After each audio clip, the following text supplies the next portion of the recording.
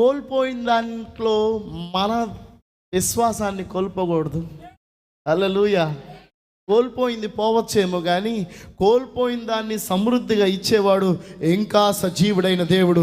గాఢాంధకారపు లోయలో అంటే మరణము నీడగుండా ప్రయాణం చేస్తున్నావు అంటే ఇక్కడ వెలుతురుంది, నీకేదో అడ్డం ఉంది, ఆ అడ్డం ఉన్న దాని వెనకాల నీడ ఉంది.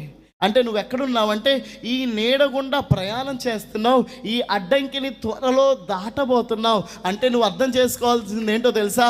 నీకున్న సమస్య అది నీ వ్యక్తిగత జీవితంలోనో, నీ కుటుంబ పరిధిలోనో, నీ వ్యాపారంలోనో, నీ చదువులోనో ఏదైనా సరే నువ్వు మరణపు నీడగుండా మాత్రమే ప్రయాణం చేస్తున్నావు అని గుర్తుపెట్టుకో. ఈ మరణపు నీడగుండా వెళ్తున్నావు, కానీ నీ నిరీక్షణ ఏంటో తెలుసా?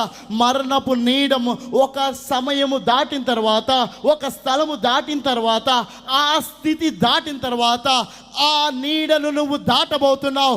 అవతల వైపు నీతి సూర్యుడైన మన యేసయ్య నీ వైపు చేతులు చాపి నిన్ను ఆలింగనం చేసుకొని ఆ నీడలో సహితము నడిపించిన దేవుడు ఇదిగో నీకు దగ్గరగా ఉండి నిన్ను కనపరచడానికి ఇష్టపడుతున్నాడు. సమృద్ధిని అనుగ్రహించడానికి కోరుకుంటున్నాడు ఆయన. హల్లెలూయా.